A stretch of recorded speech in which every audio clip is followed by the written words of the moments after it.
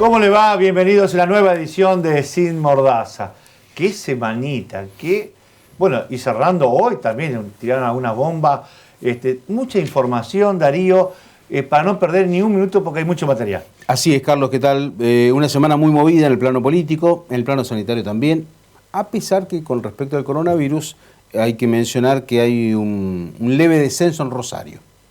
No en la capital de la provincia, donde la cuestión está bastante complicada, pero sí en Rosario, lo que a principio de semana parecía que era producto del fin de semana, finalmente estamos con números inferiores. Rosario ha tenido picos de casi 1.400 casos, y ahora se está mesetando, todavía son números altos, pero una situación diferente. Veremos qué pasa en la continuidad en los próximos días, ¿no? Parecería que al menos el pico ha pasado, lo que en algún momento se mencionaba, pero bueno, con este tema del coronavirus es muy difícil saber cómo sigue la situación. Insisto en que el problema está hoy en dos localidades, Rafaela y la ciudad de Santa Fe. Santa Fe, a esta hora de la noche, tenemos solamente 15 camas de terapia intensiva disponibles. Bueno, a ver, y esta mañana sacudió mucho, sobre todo los que lo conocemos, porque el director del COVEN, que es el tema de la asistencia de ambulancia en primera instancia que tiene la ciudad, es un amigo, Ramón Gamarra, que es amigo mío, para colmo, fue vecino, muy querido en todo lo que es la ciudad de Santa Fe, falleció a los 52 años con COVID, internado él y su esposa. La verdad, una pérdida que también choqueó mucho en la ciudad de Santa Fe. Sí, en el caso de Santa Fe hay que decir que hay una diferencia con respecto a otras ciudades y sobre todo con Rosario. Los enfermos de COVID van todos al sistema público. Recién ahora se está armando para, en caso de necesidad, utilizar el sistema privado. Por ahora sí hay cuatro sanatorios que trabajan con PAMI, pero después todo va al sistema público. Y allí es donde está el cuello de botella. De hecho, en las últimas horas suspendieron todas las visitas. Todas las visitas, pero no hablo de los pacientes COVID. Del resto de las patologías, está bien dividido, ante el temor de contagio, porque hubieron 2 casos de contagios de gente que estaba en un sector no COVID. Eso despertó la alarma y ahora, por ahora, hasta nuevo aviso, está todo suspendido. Solamente, en el caso de las parturientas, al esposo, si quiere ingresar, van a tener alguna hora disponible en la zona de neonatología. Y los que andan, lo que les gusta la lancha, al aire libre, se autorizó la posibilidad de empezar a recrear en el río, la gente pueda ir con su barquito a pasar el fin de semana o a tomarse el sol en los ríos santafesinos, que tienen una costa tan larga que estaba prohibido, ¿no? Sí, pero ahí vos sabés que yo creo que hay mucho que por ahí no se explica bien, porque esto era una prohibición nacional. Claro. La provincia, inclusive, hay que recordar que sobre el río y el tema de la prefectura, en la provincia lógicamente no tiene jurisdicción, pero hasta que no saliera en el boletín oficial nacional, la provincia no podía adherir. Ahora salió en el boletín oficial, ya por lo tanto la provincia ha adherido y por eso está a la disposición. Si no, era imposible. La gente se enojaba acá con Santa Fe cuando dependía de la nación. Bueno, hubo varias noticias de importancia a nivel nacional y también provincial. La primera, la visita de la ministra de Seguridad de la Nación, con el anuncio ya concreto de los 3.000 millones de pesos para seguridad. Sí, sobre todo porque es una inyección de recursos muy importantes que ya se sabe, se va a destinar básicamente a adquirir tecnología. Santa Fe está muy atrasada. En algún momento se hablaba de que Santa Fe podía tener la mejor policía del país. La verdad es que en los papeles no era así, en la calle tampoco y con la tecnología menos. Se prometieron, por ejemplo, patrulleros inteligentes y los patrulleros nunca tuvieron conectividad. De hecho, la provincia tiene problemas de conectividad. Bueno, ¿no? Tampoco vinieron equipados todos. Se compraron 280, no sé cuánto eran. O 450. Bueno, solamente 4 vinieron inteligentes. Sí, se perdió la inteligencia en el camino. Parece que sí. Y se chocaron entre sí después. ¿Te acordás? Se chocaron mientras venían. Bueno, y el otro tema es el tema que también el gobernador se acercó hasta la Corte Suprema e hizo un anuncio que es el programa Más Justicia, ¿no? Más conectividad. Darle un impulso a la justicia santafesina. Dentro del programa Santa Fe Más Conectada hay una inversión en los orden de 100 millones, 124 millones de dólares son en total. La provincia... Es decir, se suma al proyecto que ya tiene la provincia de interconectar toda Santa Fe, iluminar todo Santa Fe, pero que los distintos organismos empiecen a funcionar. Bueno, vamos a tener la charla, porque ayer en la ciudad de Rosario tuvimos una entrevista con el secretario de Justicia, con Gabriel Somaglia, y nos contó un poco de lo que pasa con esto de la conectividad y lo que va a significar poner en marcha muchas cosas muy interesantes, porque también habló de que en la primera etapa que hizo el socialismo de inversiones que consiguió Obey en su momento un crédito del Banco Mundial, se aplicó a otras áreas y nunca a la parte penal, a lo que era la justicia penal. Ellos ahora con esto van a tratar de interconectar todos los juzgados, todo lo que es del juzgado de paz de, qué sé yo, de Villa Guillermina hasta el juzgado de Rufino.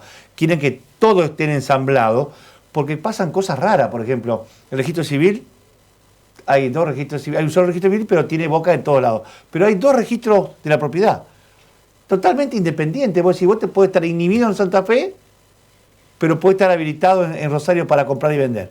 Una cosa insólita, bajo el mismo paraguas de la provincia de Santa Fe.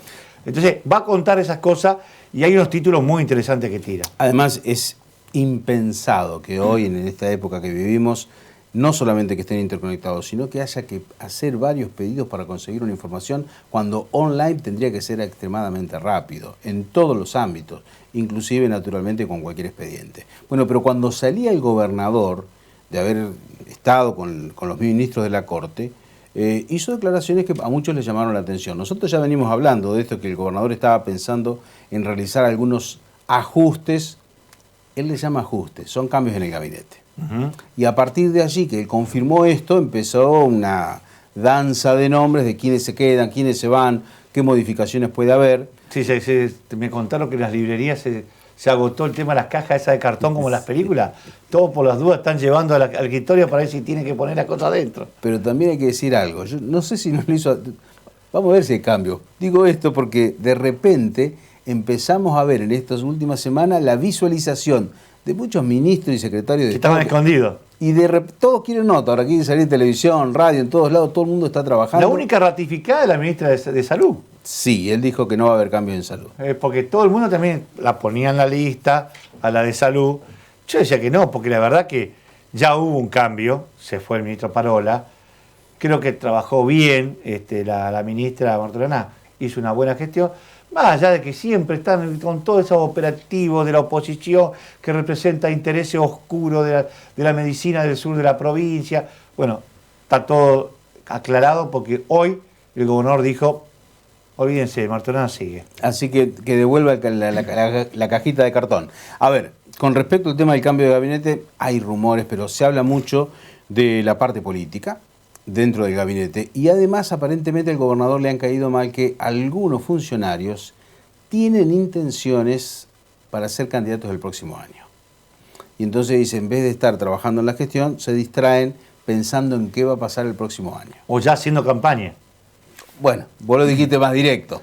No, hay algunos que ya tienen picado el boleto porque la inacción, pero también hay algunos que la verdad que fueron muy malos gestionadores en nombre de lo que es el Poder Ejecutivo. Voy concretamente en el tema del Palacio Legislativo. En el Palacio Legislativo, la subsecretaria de Asuntos Legislativos tiene un rol importantísimo que es sentarse con los diputados, con los senadores, a charlar, a ver qué es lo que quiere, qué pasa. Tiene que ser el leso entre las dos cámaras a veces para acercar posiciones. Iba a tomar café con los amigos nada más. Bueno, una de las quejas incluso de varios legisladores cuando iban a la Casa de Gobierno, dice, no sabemos qué piensa el Ejecutivo sobre tal tema o sobre otro tema. Indudablemente hay una falla en la comunicación. Es uno de los lugares que se menciona de un posible alejamiento, en este caso la funcionaria que está en este momento. Veremos qué pasa. Esto uno imagina que será en las próximas semanas. Algunos dicen que al cumplir el año de gobierno. Perotti dijo que todos los años, mientras él ha estado en el Ejecutivo, siempre hace un análisis y un balance de la gente que lo acompaña para ver... El tema es si va a ser ahora o va a ser el 10 de diciembre con el nuevo año o va a ser noviembre. El tema del presupuesto, que se iba a mandar hoy, no se mandó. Bueno, se manda, entra viernes a la mañana por Cámara de Senadores. Ah, perfecto. Ya está definido, ya ingresa en el plazo que le había solicitado, la Cámara de Origen, la Cámara de Senadores. Lógicamente que uno imagina que antes de fin de año se va a aprobar, como se hace habitualmente. Pero esta semana se tomaron varias decisiones. Primera decisión, se hizo público el decreto, que lógicamente va a empezar a estar vigente en el territorio el próximo año, con el boleto estudiantil gratuito. Una promesa electoral Perotti hizo campaña con el boleto estudiantil. Dijo, sí, y con el presupuesto anterior no lo podía hacer. No tenía previsto. No había ninguna imputación y además encima, pandemia, no hay clases. Sí, le salvó la pandemia. Colectivos, y no hay colectivos. Claro, le salvó la pandemia porque si hubiese estado normal, él tenía más dificultad de implementar el boleto. Este año, con que no hubo colectivo, no hubo escuela, zafó. Por eso es muy bueno que él ya ahora en el presupuesto lo incorpore y pueda hacer campaña. Si es que el año que viene se puede o no, no sé, vamos a ver, porque esto todavía no sabemos si va a haber rebrote, no va a haber rebrote, si va a estar la vacuna, todas cosas que son cuestiones inciertas hacia el futuro, pero ya va a tener un presupuesto para lo que es el boleto estudiantil gratuito, no solo para estudiantes, sino también para los trabajadores. Sí, los docentes, personal no docente, todos los niveles. Hay un límite que está relacionado a aquellos que ganen más de 95.000 pesos en la casa, no van a recibir ese beneficio. ¿Cómo se comporta? El Estado paga la totalidad del boleto a la empresa. Por eso es importante el padrón, por eso es importante, incluso va a haber van a quedar exceptuados aquellos que toman el colectivo por 3 cuadras, van a tener que ir caminando. Pero el resto, todos los niveles, todos los docentes y el personal no docente. Y otro tema que también en las últimas horas ha tenido mucha repercusión, hay un cambio en el cronograma de pagos que comienza el lunes. Este mes han decidido incorporar el primer día, cobran los jubilados hasta 40.000 pesos. La verdad es que los jubilados siempre cobraban al final en la provincia de Santa Fe. Hay un cambio, el primer día cobran primero los jubilados y el personal policial. Y después el resto de los activos y los pasivos, naturalmente. Y los jubilados son los que más necesitan a veces. Bueno, pero es un cambio, ¿sí? Con respecto a los meses anteriores, que, bueno, lógicamente ha tenido mucha repercusión este anuncio. Bueno, también otra de las noticias de la semana, las declaraciones de Saín, Darío. Saín siempre tiene, yo creo que es para sacarnos un poco de la modorra a los periodistas, siempre cada tanto aparece, y más ahora que está en discusión, ya han ingresado los proyectos de seguridad en la Cámara de Diputados, en una radio rosarina, estaba en un programa y le preguntaron, en los últimos días, impresionante la cantidad de personas muertas en Rosario, producto de peleas. Balacera entre Sí. bandas. Sí. Pero a ver, yo quiero que vamos a escuchar el compactito. Después nosotros, Bigote Acosta, que es el hombre que está en la radio con nosotros, le pidió a ver si él era él o le sacaron de contexto esa frase, le preguntó o le pidió precisiones sobre esos dichos. Vamos a escuchar lo que dijo en la radio y lo que le contestó a Bigote con sus declaraciones públicas. En los últimos casos de balaceras, vos en algún momento hablaste inclusive de enfrentamiento, de disputa por el territorio. ¿Cómo están planificando abordar, yo no sé si desde la seguridad preventiva o cómo, este tipo de casos? Mira, yo soy partidario de cagarlos a tiros a todos. Porque yo veo que enfrente no hay un Estado, digamos, que corresponda. Yo no estoy alentando con esto ni gatillo fácil, nada. Lo que digo es que ha habido un Estado endeble enfrente. Sí, Bigote, soy yo. El tema es que cuando vos tenés violencia letal que genera la cantidad de muertos que genera, no importa si los muertos son narcotraficantes, gatilleros de otras bandas o lo que sea, y el Estado no hace uso de la violencia legal, ahí el Estado está coartando libertades y derechos de las personas. Porque los sistemas policiales y penales están para el ejercicio legal de la fuerza. La ausencia de ese ejercicio legal es tan violatorio como la violencia institucional y legal. Esto es lo que yo estoy diciendo. Y la verdad es que acá los gatilleros gatillan y no pagan ningún costo. Terminan en cana, están un tiempo presos, siguen manejando las organizaciones y la violencia que mata gente desde la cárcel. Es joda, loco, esto. Entonces, o nos ponemos duro legalmente hablando, o evidentemente vamos a pecar de algo absolutamente tan perverso como la violencia ilegal y el gatillo fácil ilegal. Esto te lo digo en absoluto on. Bueno, ¿yo qué quiere que le diga, Darío? Esto a la gente le gusta, porque dice la verdad. Lo ratificó también el gobernador. Dice, bueno, ya conocemos al ministro, pero todos entendemos lo que quiso decir. Creo que no hace falta aclararlo, él es bastante explícito. Bueno, otro de los temas que tiene impacto en todo el país, pero en Santa Fe era esperado saber qué pasaba con la aprobación del presupuesto nacional en la Cámara de Diputados, que ocurrió en las últimas horas. ¿Aparece Santa Fe? Sí, aparece Santa Fe.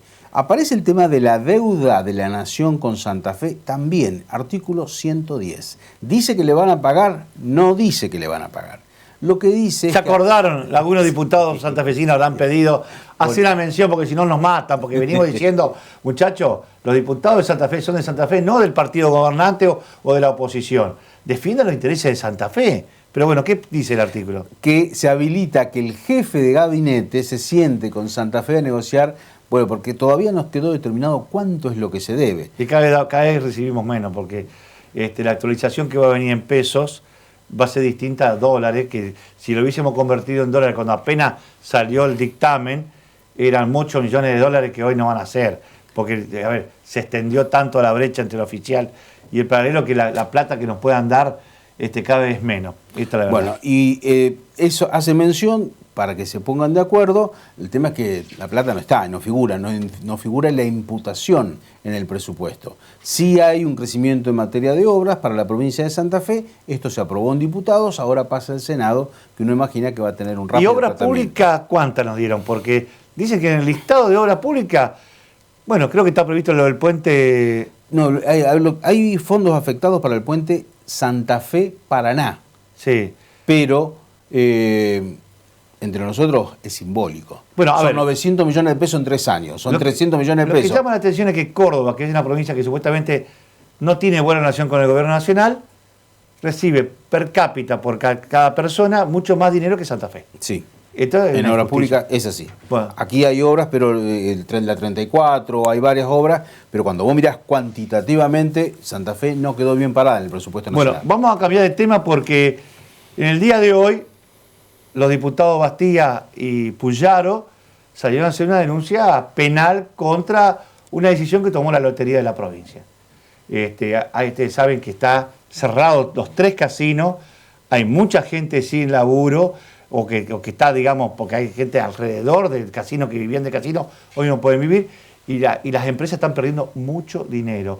En estas declaraciones que salieron hoy a decir en la explanada de la Cámara de Diputados, para toda la prensa, nosotros vamos a poner la síntesis de la denuncia que hacen los 2 diputados, con el respaldo de otro del mismo bloque, pero estamos tratando de conectarnos, a ver si nos permite la tecnología, después de escuchar lo que dice Puyaro, si podemos enganchar con el vicepresidente de la Lotería, que es Rodolfo Cataño, para que nos cuente la versión oficial.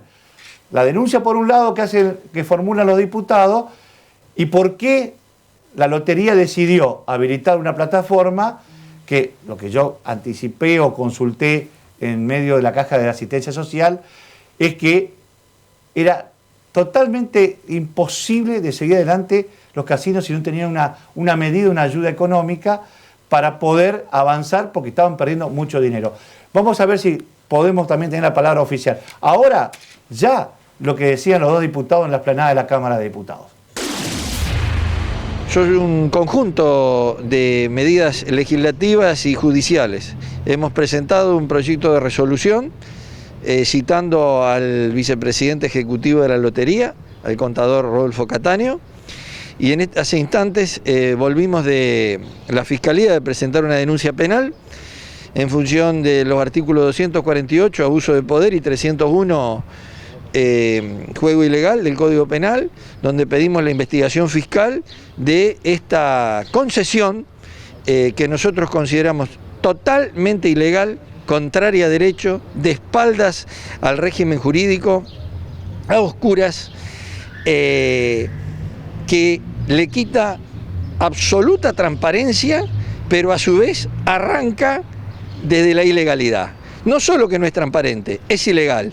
¿Por qué? Porque se le ha concedido por 15 años el manejo del juego online como si fuera una modalidad del que tiene los casinos actualmente, y no es una modalidad, no es un accesorio. de la concesión. Es un juego autónomo. Los juegos electrónicos, los juegos telemáticos, los juegos en línea son juegos autónomos, y así incluso ha sido legislado ya por otras jurisdicciones. Lamentablemente este es un juego multimillonario en dólares que se le da la concesión a 3 empresas de manera ilegal, violando la ley de casinos. Recordemos, la ley de casinos es una ley de promoción del turismo, en donde las inversiones tenían que ver con la construcción de un casino, con la construcción de un hotel, con la construcción de un centro de convenciones, con la construcción de un paseo comercial, y en función de eso se resolvía el canon que iba a pagar cada una de las empresas según el lugar que estaban emplazados en el territorio santafesino y el tiempo que iban a tener. Bueno, esto se le da el juego virtual, en donde pueden jugar en cualquier punto de la provincia de Santa Fe. Vos podés jugar desde tu casa, sin ningún tipo de regulación, sin ningún tipo de control, a estas 3 empresas, un negocio millonario, con un canon, en principio, en función de lo que pudimos estudiar, mucho, pero mucho más bajo del que se maneja la media en la República Argentina. Estamos hablando de un canon de cerca del 12%, del juego online, que no tiene ningún tipo de costo fijo prácticamente, porque lo que hacen es contratar una plataforma, con lo cual estamos en contra, por supuesto, porque entendemos que es una ilegalidad manifiesta, violando la ley de casinos, es abuso de poder, con lo cual el decreto que llevaron adelante los funcionarios del Poder Ejecutivo de la provincia de Santa Fe. Bueno, como comentábamos al comienzo del programa, ya estamos en contacto con el vicepresidente primero ejecutivo de la Lotería de la provincia de Santa Fe, Rodolfo Cataño. Buenas noches, ¿cómo le va? Hola, ¿qué tal? Mucho gusto, Carlos. Buenas noches. Bueno, un poco para charlar y poner claridad a esto que hoy, en el mediodía santafesino, 2 diputados cuestionaron lo que ha hecho la lotería en materia de habilitar algunas plataformas para el juego online. ¿Me puede explicar por qué se tomó esta decisión y qué es lo que está en este momento funcionando? Bueno, sí, la realidad es que nosotros tenemos una situación de pandemia por todos conocida. Esto arrancó en el mes de marzo por decisión del gobernador. Los casinos físicos fueron cerrados. Esto generó un periodo de no solo no ingresos para la lotería, la misma que tuvo que cerrar durante 2 meses. La legislación no preveía ni el cierre de los casinos ni el cierre de la lotería tampoco. Fueron situaciones extremas que hemos tenido que ir viviendo, y aún hoy tenemos los casinos físicos cerrados por esta situación de pandemia.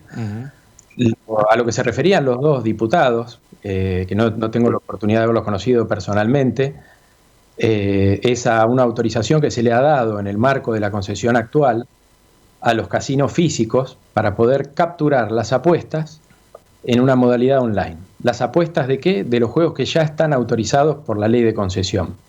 Nosotros tenemos una ley, la 11.998, la lotería es el organismo de control y policía de esa ley, que es la encargada de tomar los controles y tomar esos recursos y destinarlos a los fines que estipula esa ley. El destino de esos fondos no son turísticos, como se mencionó, digamos. Hay 8 destinos diferentes, que incluye hasta los batientes de Malvinas, municipios, comunas, cudayos, laboratorios específicos, digamos, laboratorios de especialidades medicinales de Rosario.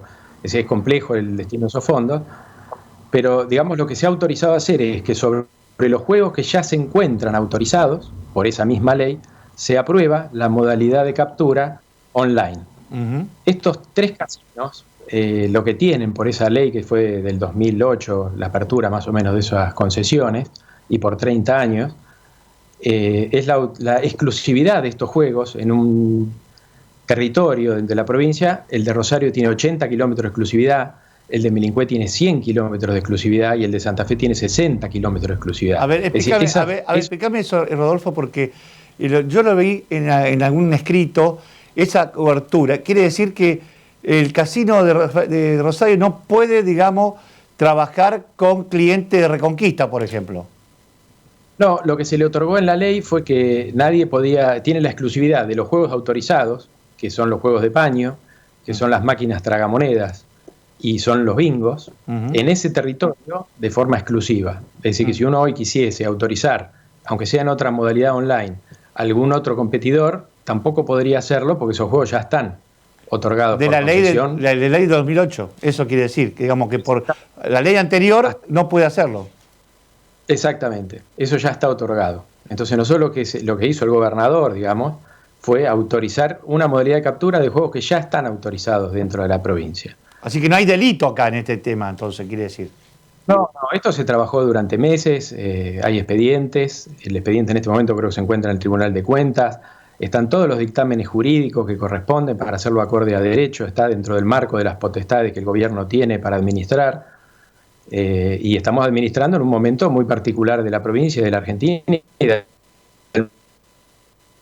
mundo, de una situación de pandemia con los comercios que han estado cerrados, los casinos siguen cerrados. Dependiendo del casino hay 2.300 empleados directos. De esos 2.300 empleados, además hay toda una economía que gira alrededor de ello. Calculamos que deben ser 15.000 familias que están hoy perjudicadas por el cierre del casino, y la verdad es que la situación no nos permite autorizar eso. Otro efecto secundario de este cierre, la proliferación de ilegales dentro de la provincia y dentro del país, online. Es decir, el espacio que dejó de ocupar el Estado a través de estas concesiones hoy generó que esto prolifere. Estamos haciendo un trabajo muy importante con el MPA, seguramente va a haber novedades a lo largo de lo que queda del año. Estamos colaborando con el Ministerio Público de la Acusación, tanto con recursos, con capacitaciones técnicas y con todo lo que esté a nuestro alcance para poder combatir el juego ilegal, porque esos son recursos que, además de generar, digamos, una corrupción que como ensucian, digamos, organismos que hemos leído todos en los diarios, digamos, el efecto secundario de suciedad y de corrupción y de lavado de dinero y demás. Además son recursos que pierde el Estado para cumplir con su objetivo, y recursos que hoy faltan más que nunca, ¿no? Sí, ahí estaba viendo, porque es cierto, uno conoce, porque está, digamos, maneja mucha información, que en los últimos tiempos hubo muchas páginas truchas ilegales, no solo del país, sino digamos, de otros países que ofrecen hasta con representantes en el territorio provincial. Yo lo conozco, algunas plataformas que son rusas o que son de otros países, y que encima digamos, la venta de tickets se hace en el territorio santafesino. Y sobre todo, también vos decías, con respecto al tema de los juegos ilegales, porque han también abierto muchas, digamos, maquinitas, casinos clandestinos en muchas localidades, no solo del sur de la provincia, sino lo que pasó en Rafaela, con casinos con puerta al público, digamos. 3 casinos que fueron cerrados hace poco tiempo atrás, ¿no? Sí, es correcto, es correcto. Cambió la modalidad de esta clandestinidad que se seguía sosteniendo fundamentalmente con la quiniela, con levantadores de quiniela que iban a la puerta de la casa de la gente para tomar la apuesta. Hoy esos mismos levantadores de apuesta también ofrecen el producto de casinos online. Lamentablemente, digamos, eso se ajustó, se adaptó con una velocidad tremenda, ¿no? Pero bueno, eso es lo que está bajo investigación de la justicia, y estamos trabajando también no solo en ocupar el lugar, digamos, de lo que corresponde al Estado para tener esa presencia y esos recursos como corresponde, sino también para que la justicia los persiga, y hoy es un delito penal, ya no es una falta, digamos. Eso... Sí, y lo más importante es la función que cumple Lotería, porque todas las ganancias se distribuyen. Acá estaba viendo el 10% a municipio y comuna, que es un recurso bastante importante para los municipios, 5% para el Ministerio de la Producción, que a veces se destinan para proyectos de audiovisuales, algunos tipos de actividades productivas para mucha gente, para pymes sobre todo, el 4% al CUDAIO, que es lo que van a buscar el tema de los órganos para trasplantar a los enfermos, el 4% al Ministerio de Salud, 4% de Desarrollo, 3% a Gobierno, que ahí también se han beneficiado los bomberos, 69% al Ministerio de Trabajo, porque ahí la Ley 5110 saca los recursos para dar esta ayuda económica, subsidio a gente que no tiene la posibilidad de una jubilación. Y también al LEM, que es una sociedad del Estado, con el tema de un tipo de laboratorio medicinales de Rosario. Es decir, son muchos organismos que se benefician con estos recursos, que el año pasado ustedes repartieron mucha plata, creo que la liquidaron en enero y febrero, son muchos millones de pesos, ¿no? Y nosotros la liquidamos mensualmente. El año pasado fueron 1.400 millones de pesos provenientes de casino, que hoy se han perdido, digamos. La pandemia, teniendo los casinos cerrados, nos ha dejado sin esos recursos. lo que estamos tratando de paliarlo con esta nueva modalidad de captura, digamos, sobre los juegos autorizados, no sobre juegos nuevos. Ahora yo pregunto, los diputados que hicieron la denuncia hoy pública, que están disconformes con esta modalidad, ¿se acercaron a preguntar la metodología, de conocer en profundidad cómo era esto? Porque ellos aseguraban de que ya estaba todo arreglado, que ya le habían dado otra vez 15 años más para los juegos, que estaba todo armado, orquestado a medida, y por lo que usted me está contando, esto tiene que ver con la continuidad jurídica de lo que ya tenían otorgado, ¿no? Sí, no se acercaron. La verdad que yo estoy a disposición para poder explayarle lo que necesiten. La verdad que no hay nada extraño ni turbio, se ha querido empañar esto de una manera que no me explico, pero bueno, es lo que yo le estoy contando, ¿no? La realidad es que se amplió una modalidad de captura en un momento en el que la captura online es necesaria, y se lo hizo dentro del marco del contrato de concesión. Es decir que jurídicamente está cubierto la lotería, porque como usted dijo, trabajaron mucho tiempo para encontrar una salida a la situación que estaba viviendo el casino, esto de tener 2.300 personas entre los 3 casinos que hay que pagar, que siguieron pagándole mensualmente los sueldos, porque no se echó a ni uno de todos los empleados. Y todos los costos asociados Yo creo que el casino de Rosario, el otro día me comentaba uno de sus titulares, está perdiendo 120 millones mensuales de todos los costos asociados, además de los sueldos. Y hay otra realidad respecto de los dichos, digamos, estos diputados. Esto no es que al otro día de que se autorizaron las plataformas estaban. El casino de Melincué ya nos informó que no podía afrontar ese desafío tecnológico.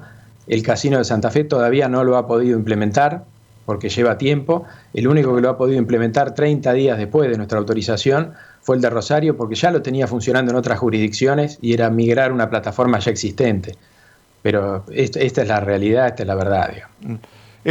Rodolfo, muchísimas gracias por prestarte estos minutos para aclarar algo que, claro, cuando uno se tiene la otra campana, por ahí surgen algunos anuncios, por ahí rimbombantes, que en realidad no cuenta con nada de sustento jurídico para llevarlo adelante, ¿no? Gracias por este contacto. Buenas noches, gracias a ustedes. Hasta luego. AMSAP, Asociación Mutual de Suboficiales y Agentes de la Policía de la Provincia de Santa Fe, la mayor institución de servicios de la provincia, ahora abierta a toda la comunidad.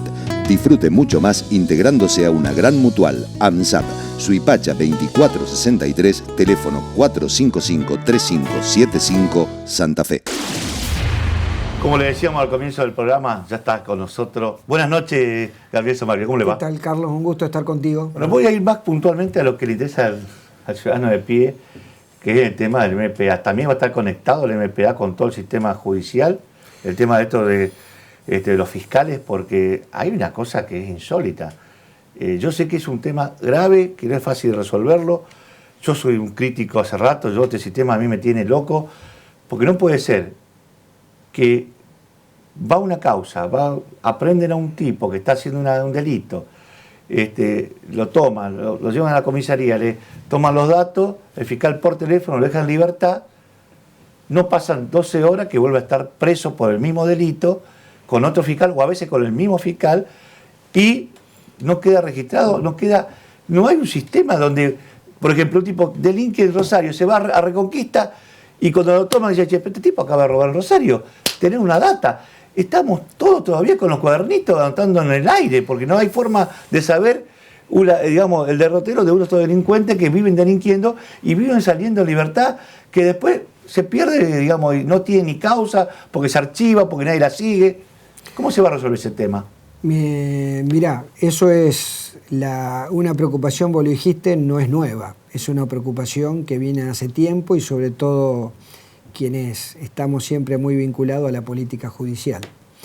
No me gusta mucho hacer historia ni hacer política aplicando el retrovisor y qué se hizo mal hacia atrás, pero hay una realidad. En el 2007 el ingeniero Bey había dejado un préstamo del Banco Mundial para el Poder Judicial en 3 etapas. Una etapa que era la informatización general de todo lo que implica la actividad burocrática del Poder Judicial. Otro era la informatización de la actividad judicial civil, comercial y laboral. Y la tercera etapa era lo del proceso penal. Las 2 primeros se cumplieron, cuando llega el gobierno del doctor Wiener con el doctor Superti en el área de justicia, decidieron que ese sistema o esa idea del Banco Mundial no era propicia, que ellos tenían que había que modernizar el sistema penal de otra forma, que había que acabar con determinadas circunstancias. Lo cierto y concreto que al cabo de 12 años solamente se pudieron hacer el 30% de la informatización del proceso penal, con diversas empresas privadas que hoy hace 6 años que no están más vinculadas al Estado y que nos han dejado cierto desorden de esa informatización. El anuncio de ayer... A ver, tan sensible como quiero terminar con esto, porque es importante reflejarlo. La decisión que tomó el gobernador y lo tomó la Corte Suprema de Justicia en el día de ayer es precisamente armar la informatización del sistema penal en su conjunto, en su totalidad, y para eso ayer han decidido poner manos a la obra de esto.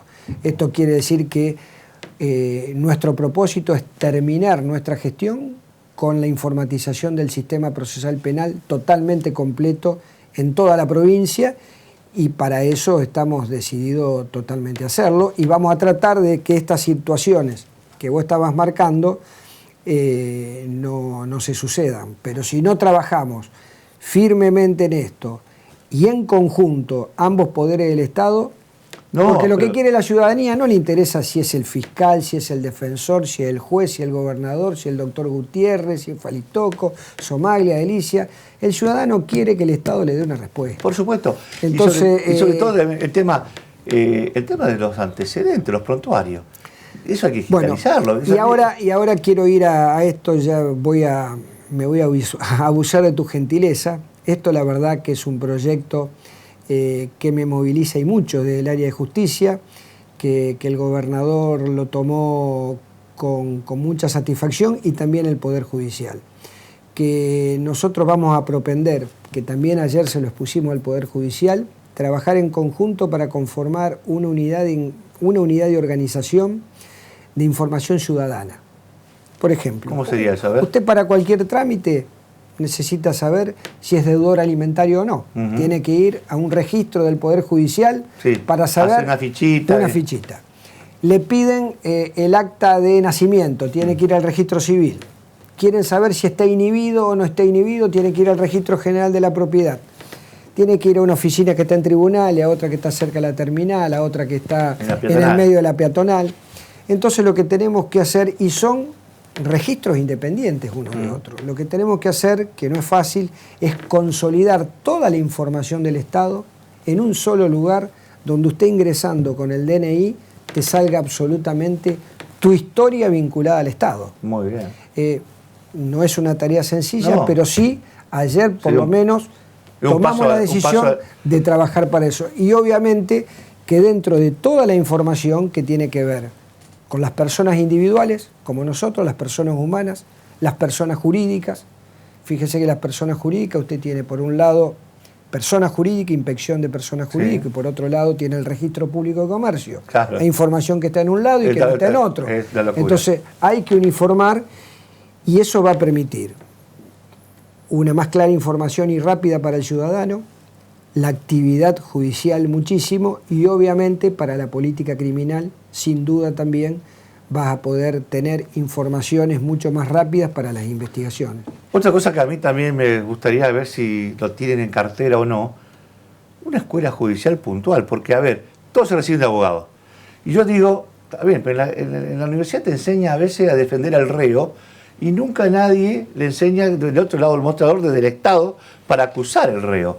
Los fiscales, por ejemplo, que muchos por ahí no provienen del tema penal, a veces son fiscales nombrados de familia, estudiaron familia, y se encuentran con un nombramiento, lo que es el penal, y no se le enseña, no están capacitados para acusar desde el lado del Estado, porque me parece que está faltando esa materia. ¿Hay posibilidad de instalar una escuela que digamos, antes de ser fiscal, pasen por un curso donde aprendan esto? Mire, hay intención desde el Poder Judicial. El Poder Judicial trabaja muy bien, tiene un centro de capacitación que funciona muy bien, y tiene una vocación mixta donde no solamente es forman parte de él en algunos cuadros educativos o participan personal estricto del Poder Judicial. Lo de la escuela judicial implicaría poner en valor ese centro de capacitación, dotarlo de una institucionalidad educativa que permita profesionalizar aún más, sobre todo el rol de los magistrados y de los fiscales y de los defensores. Hoy la sociedad lo que pretende, más allá del conocimiento específico de la materia, quiere funcionarios judiciales comprometidos con la realidad social, que puedan comprender lo que cualquier ciudadano vive día a día. No quiero decir que los jueces o los secretarios o los fiscales no lo vivan, pero obviamente tiene una dinámica en su actividad que muchas veces no le permite aprender todas las situaciones, y yo creo que una escuela judicial sería muy sano para esto. Es resorte exclusivo, la vocación lo tiene que tener el Poder Judicial, y si el Poder Judicial así lo decidiera, nosotros vamos a acompañar. A ver, si bien no es su área específica, usted está en justicia, pero está vinculada, porque dentro del Ministerio de Gobierno está el tema de la Secretaría de Penitenciaría, y veíamos que desde lo que es la Secretaría o el Ministerio de Seguridad, no quieren tener policía en las comisarías. Detenidos en la comisaría. Claro, no tienen detenidos en la comisaría. Por lo tanto, proponían de que se arme hay una iniciativa de armar una especie de alcaidía en Las Flores para 200 personas. Yo digo, ¿tiene realmente el mapa de los delitos, delincuentes que hay, los hechos diarios que pasan? Porque los fiscales dicen, no lo podemos detener porque no hay lugar donde ponerlo. Es decir, comete un delito, algunos graves, intento de asesinato, pero como no lo mató, qué sé yo cuánto, lo dejan en libertad igual, porque no hay donde ponerlo. Van a construir 200 lugares para detención en Las Flores. Hoy en la comisaría de Santa Fe hay 600. Tenemos una población de presos de casi 7.000 en toda la provincia. Y te dejamos todos los días arriba de 200 personas en la calle delinquiendo. Es decir, ¿quién hace los números? Porque 200 no alcanza. Habría que hacer una alcaidía de 1.000, teniendo en cuenta hacia el futuro, porque no se resuelve. La gente quiere que quede un día detenido, porque a veces queda más tiempo declarando el que denuncia que el preso. Llega, lo meten en cana, lo llevan a la comisaría, le toman los datos, se va. Y el que tiene que declarar lo que pasó, está 2 horas, porque el tipo que escribe, que encima no es profesional, está con 2 dedos, está 2 horas para tomar una declaración. Entonces, esto es engorroso. ¿Cuál es, digamos, la forma de darle solución a esto, de con que sea que lo detenga, por lo menos quede 2 o 3 días dentro? No puede ser que se vaya tan rápido. Agreguémosle un ingrediente más, que de la población carcelaria tenemos un 10% que pertenece a la justicia federal, que deberían estar o en la cárcel de Devoto o en la cárcel de Ezeiza, ¿no? que también ocupan plazas. Para ninguna sociedad es gratificante construir cárceles. La mayoría de las cárceles construidas en la mayoría de las provincias, esto no es propio de Santa Fe, ni estoy esquivando tu pregunta. Esta crisis que vive Santa Fe lo vive en todas las provincias, lo vive la nación también. A ninguna sociedad le es grato construir cárceles, pero hay una realidad, que no hay lugares para alojar delincuentes, y los delincuentes están en algunos casos alojados en situaciones, la verdad, muy preocupantes. Por eso los movimientos de derechos humanos o la actividad tan activa por parte de la Defensora General, la doctora Balangione, por la situación en la cual están. Es una situación crítica que hay que abordarla, y vamos trabajando sobre las contingencias. Vos mismo lo marcás, tenemos un excedente de casi 1.000 detenidos, y se está terminando una alcaidía que solamente va a tener lugar para alojar entre 200 y 300 detenidos. Ya estamos en déficit sin haber empezado ni concluido la obra. Es una situación social muy comprometida, que tiene que ver con un análisis que la población no le gusta ver o analizar las causas del porqué. Lo cierto es que los niveles de delincuencia han crecido en el último tiempo exponencialmente, y el Estado está en déficit, sin dudas.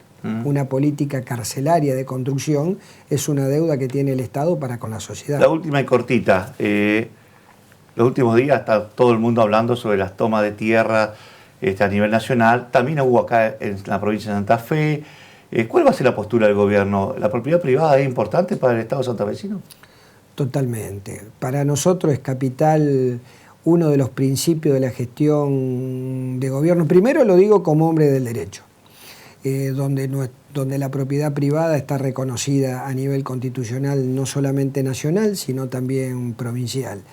Y el gobierno de la provincia de Santa Fe ha dado muestra que está del lado del respeto inclaudicable de la propiedad privada, especialmente en distintas situaciones de algunas ocupaciones que se dieron en el norte de la ciudad de Santa Fe, donde se ha colaborado con los fiscales, proveyendo no solamente recursos humanos de acción social, con la capacidad suficiente para poder dialogar con los ocupantes y buscando tierras para poderle asignar que sean del propio Estado. Para nosotros, vuelvo a reiterarlo, somos defensores muy firmes de la propiedad privada. Gracias, Gabriel. Un gusto estar contigo. 6, 5, 4, 3, 2, 1, y 6. Son solo 6 pasitos, Kini 6. 6, 5, 4, 3, 2, 1, Kini 6. Son solo 6 pasitos. A la suerte hay que ayudarla. Con el Kini estás a 6 pasos de tus sueños. ¿Qué esperás para cumplirlos? 6, 5, 4, 3, 2, 1, Kini 6. Muy bien, continuamos aquí en el programa. Están con nosotros María Verónica Meneghetti y Adriel Gambini. Bienvenido al programa, gracias por estar con nosotros. Muchas gracias.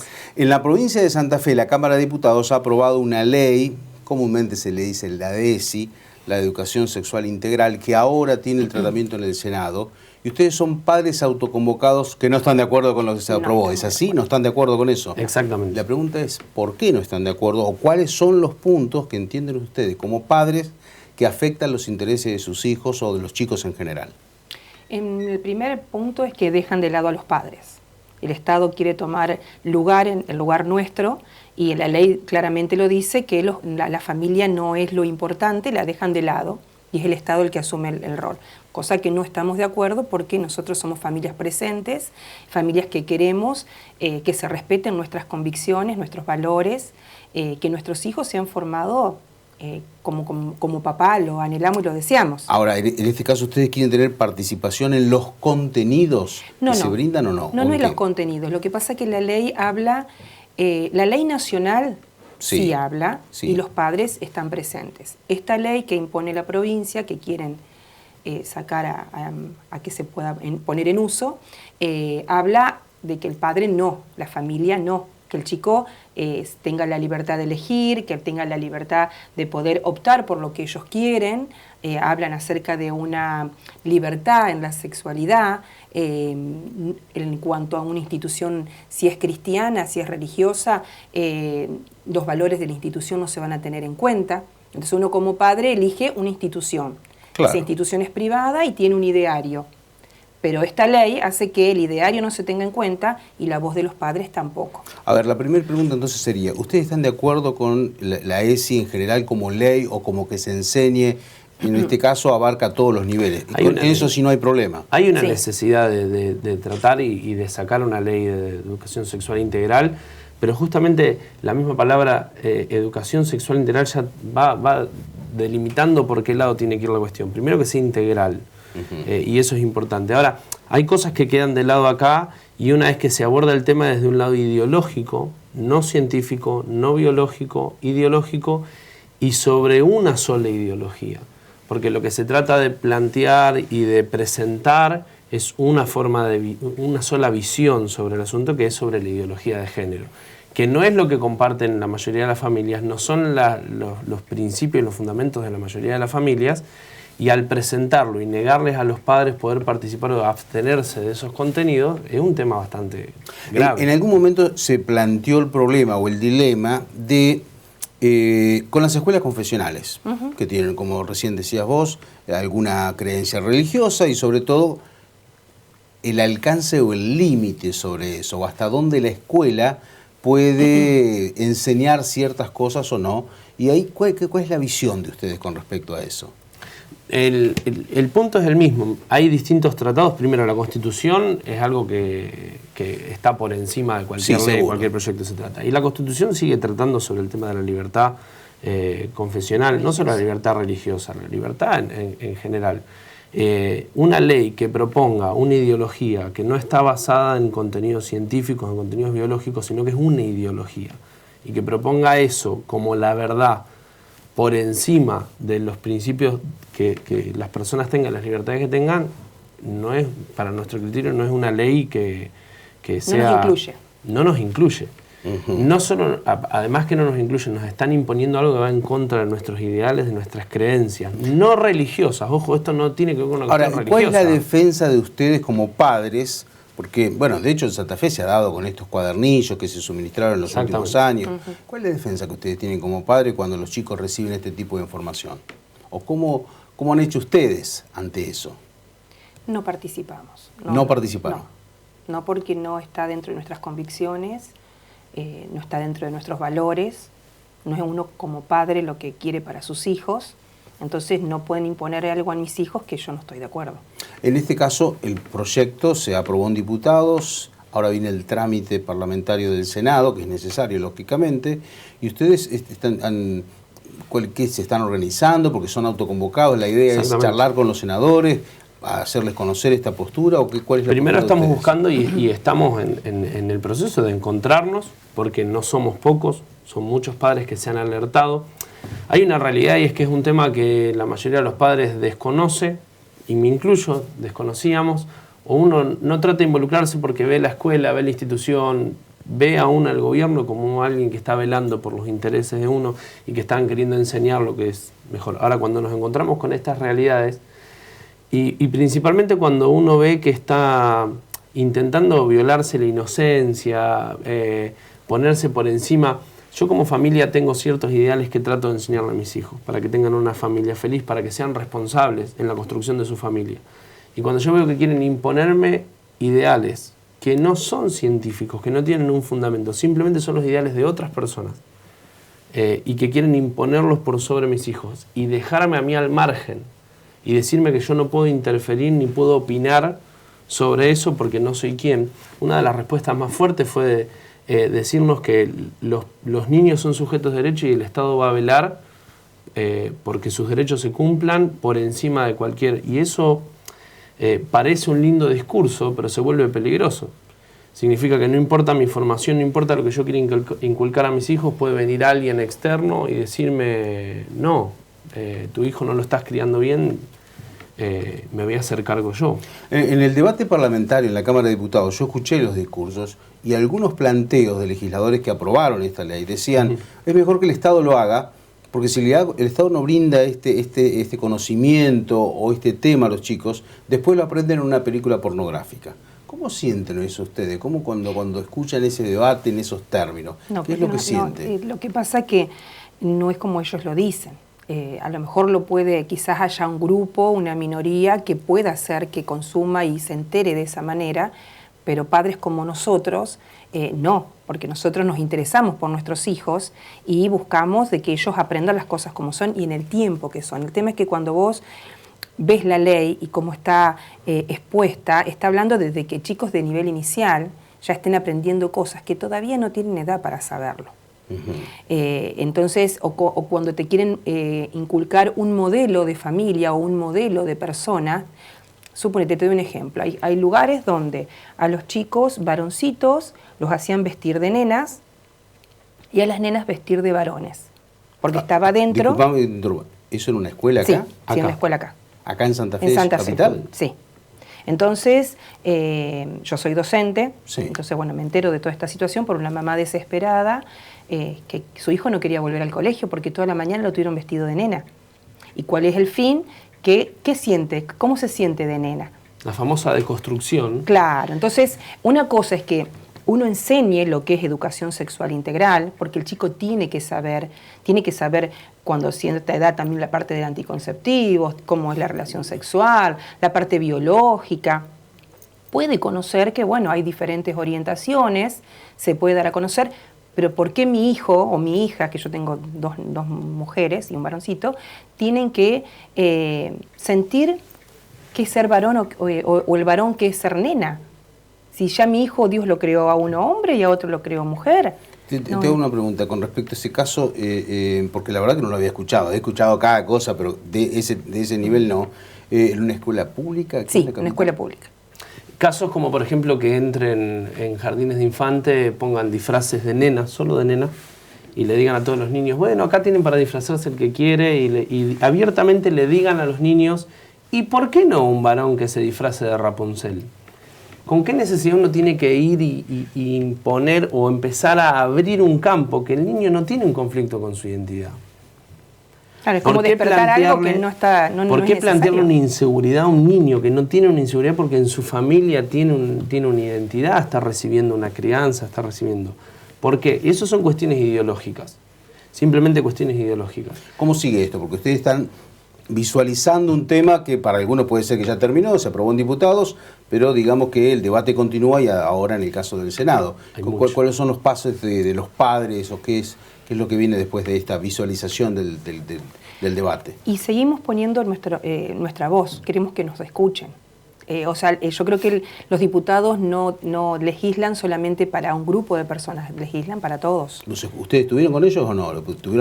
Encima estamos en plena pandemia. Sí, con algunos diputados sí. Por Zoom estuvimos participando, escuchando. Sí, hay un problema, no es lo mismo Zoom que personalmente. Claro. No estamos de acuerdo con algunas cuestiones, nos han planteado algunas inseguridades, diputados que estuvieron en contra de lo que se votó, nos plantearon algunas inseguridades en el proceso, que serían cosas normales quizá en la política, pero nosotros vemos, por otro lado, vemos una aceleración y un trato súper express de un tema que creo que es muy importante y en un contexto que creemos que no tiene nada que ver. Hoy la educación y el Estado tiene enormes problemas para tratar cuestiones ideológicas.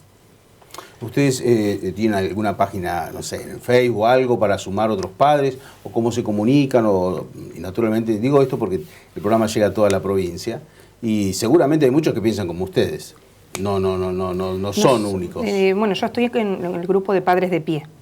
Así se llama. Sí. Y tienen una página. Tenemos una en página. Facebook que los pueden en ubicar. Facebook los pueden ubicar, estamos haciendo. Yo formo parte, pero no soy la organizadora. Janina Coseni es la que está organizando. Hacen capacitaciones, dan charlas, para que los padres también estén en conocimiento. Y parte de esta agrupación que se está formando, por ahora el nombre es Padres Autoconvocados, que estamos tratando de sumar padres desde un lado para visibilizar. Lo más importante es visibilizar este tema. Muy bien, muchísimas gracias por estar con nosotros. Bueno, gracias por atender. Gracias. Y a ustedes nos reencontramos en 7 días, como lo hacemos habitualmente cada semana. Hasta entonces.